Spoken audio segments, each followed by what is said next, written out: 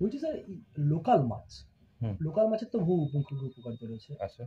এবং এই লোকাল মাছের মধ্যে পাকাল মাছ বা বাম মাছ অনেকেই চেনে। আচ্ছা। আবার অনেকে হয়তো জানে না সেরকম। হ্যাঁ, হ্যাঁ। বর্তমান সময়ে খুবই কম পাওয়া যায়। এই পাকাল মাছ বা বাম মাছের কি উপকারিতা লক্ষ্য করা যায় বা কি উপকারিতা রয়েছে যদি জানা যায়? পাকাল মাছ একটা ধরে নিতে পারেন জিওল মাছের মধ্যেই পড়ে।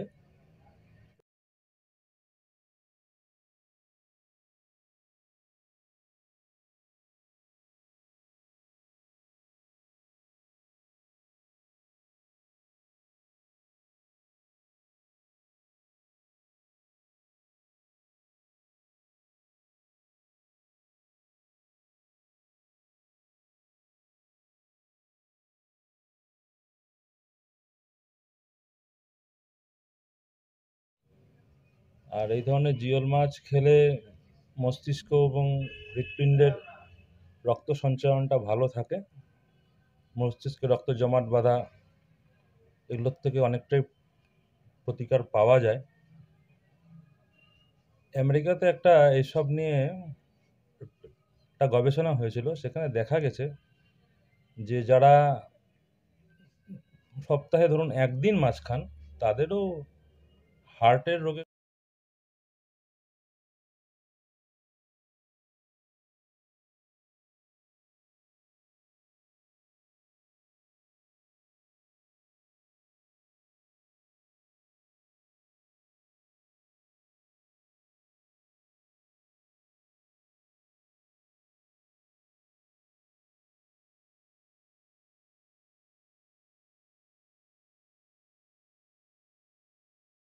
শরীরের জন্য যথেষ্টই উপকারী এবং এগুলো মাঝে, মাঝে খাওয়া যেতেই পারে। মানে খাওয়ার কি বা নিয়ম রয়েছে? মানে একজন প্রাপ্তবয়স্ক লোক বা বাচ্চাদের ক্ষেত্রে কিভাবে খেতে হবে বা ওই সপ্তাহে বললাম ৩ দিন ৭০ থেকে ৭৫ গ্রাম এই ধরনের মানে মাছ খাওয়া প্রাপ্তবয়স্ক ক্ষেত্রে? প্রাপ্তবয়স্করা খেতেই পারে। বাচ্চারা তো অর্ধেক পরিমাণ খাবে। বুঝতে পেরেছি। আর এই যে মাছ রয়েছে, এই যে পাকাল মাছ বা বাম মাছ, এই মাছ মানে মূলত সিদ্ধ করে খেলে নাকি রান্না করে খেলে কিভাবে উপকারিতাটা বেশি পাওয়া সম্ভব? যেকোনো মাছই সেদ্ধ করে খেলে তার উপকারিতা বেশি। যখন যেটা তেলে ভাজা হয় তার উপকারিতা কিছুটা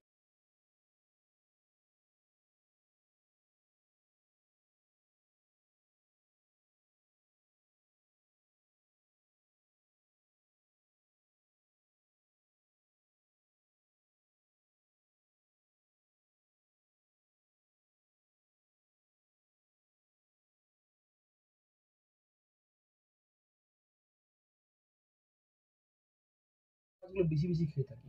সেক্ষেত্রে কোনো সমস্যা হওয়ার কি সম্ভাবনা থাকে? না, না, না, কোনো সমস্যার কোনো ব্যাপার নেই। কোনো ব্যাপার না। সাধারণ মাছ, এই মাছ একই ধরনের মাছ। এগুলো যেহেতু জিওল মাছ ওর উপকারিতা একটু হলেও বেশি। আর মাছের ক্ষেত্রে যদি কোনো রকম অসুবিধার সম্মুখীন হয়, মানে ধরুন কোনো লোকের অন্য কোনো সমস্যা রয়েছে, হ্যাঁ। সেক্ষেত্রে মাছ খেয়ে কারোর অসুবিধা মনে হচ্ছে, সেক্ষেত্রে কি করবেন? মানে ডাক্তারের কর্নিক, কিডনি কারো যদি রোগ থাকে, কোনো অ্যালার্জি ঘটিত যদি কোনো রোগ থাকে, তাহলে কোনো ডাক্তারবাবুর পরামর্শ নিয়ে যে কোনো মাছ খাওয়া উচিত তার। কোচবিহার থেকে সার্থক পণ্ডিতের রিপোর্ট, লোকাল 18 বাংলা।